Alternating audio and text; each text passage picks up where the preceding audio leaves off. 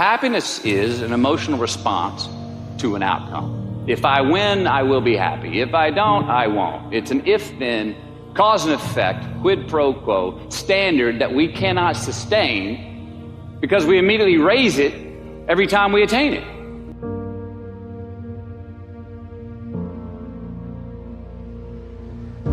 See, happiness demands a certain outcome. It is result reliant.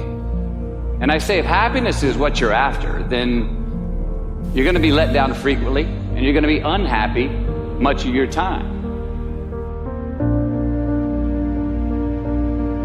Joy, though. Joy is the feeling that we have from doing what we are fashioned to do, no matter the outcome. Now, personally, as an actor, I started enjoying my work and literally being more happy when I stopped trying to make the daily labor a means to a certain end.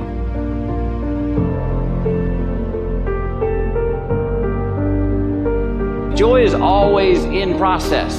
It's under construction. It is in constant approach, alive and well in the doing of what we're fashioned to do. And the easiest way to dissect success is through gratitude.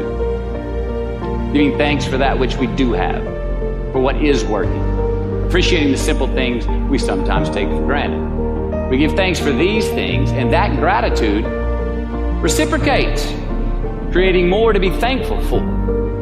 It's really simple, and it works. Now, I'm not saying be in denial of your failures. No, we can learn from them too, but only if we look at them constructively, as a means to reveal what we are good at, what we can get better at, what we do succeed at.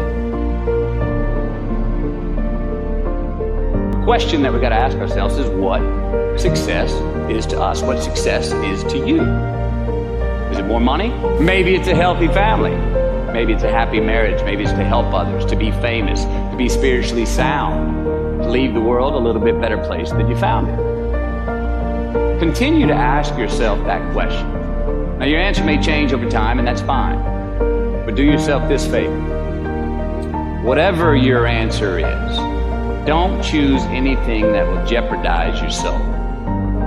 Prioritize who you are, who you want to be, and don't spend time with anything that antagonizes your character.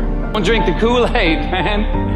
It tastes sweet, but you will get cavities tomorrow, all right? Life is not a popularity contest. Be brave, take the hill, but first answer that question, what's my hill? Well, for me, it's a measurement of 5 things. We got fatherhood. We got being a good husband. We got my health, mind, body, and spirit. We got career, and we got friendships. These are what's important to me in my life right now. Because I want to keep all 5 in healthy shape. And I know that if I don't take care of them, if I don't keep up maintenance on them, one of them is going to get weak, man. So first, we have to define success for ourselves. And then we have to put in the work to maintain it. Take that daily tally. Tend our garden. Keep the things that are important to us in good shape. Defining ourselves by what we are not is the first step that leads us to really knowing who we are. You know that group of friends that you hang out with that really might not bring out the best in you? You know, they gossip too much or they're kind of shady. They really aren't going to be there for you in a pinch. Or how about that bar that we keep going to that we always seem to have the worst hangover from? Or that computer screen, right? The computer screen that keeps giving us an excuse not to get out of the house and engage with the world and get some real human interaction. Or how about that food that we keep eating? Stuff that tastes so good going down, it makes us feel like crap the next week. We feel lethargic and we keep putting on weight. Well, those people, those places, those things, stop giving them your time and energy. Just don't go there. I mean, put them down. And when you do this, when you do put them down, when you quit going there, when you quit giving them your time, you inadvertently find yourself spending more time and in more places that are healthy for you, that bring you more joy. Why? Because you just eliminated the who's, the where's, the what's, and the when's that were keeping you from your identity. Like, trust me, too many options, I promise you, too many options will make a tyrant of us all. All right, so get rid of the excess, the wasted time. Decrease your options. If you do this, you will have accidentally, almost innocently, put in front of you what is important to you by process of elimination. Knowing who we are is hard. It's hard. So give yourself a break. Eliminate who you are not first, and you're going to find yourself where you need to be. Make voluntary obligations. I'm talking about the ones that we make with ourselves, with our God, with our own consciousness. I'm talking about the you versus you obligations.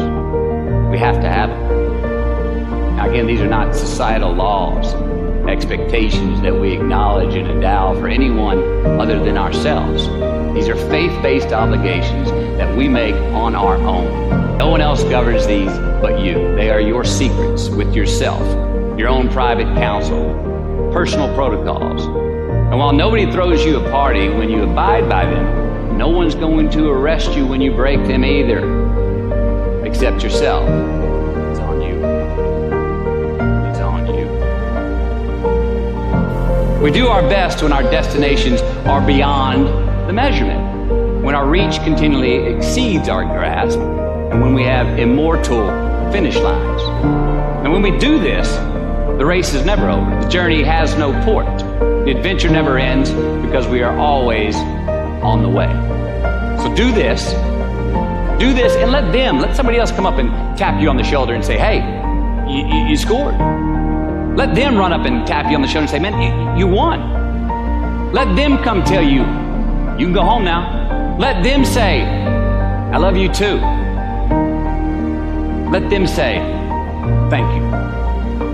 Take the lid off the man-made roofs that we put above ourselves and always play like an underdog.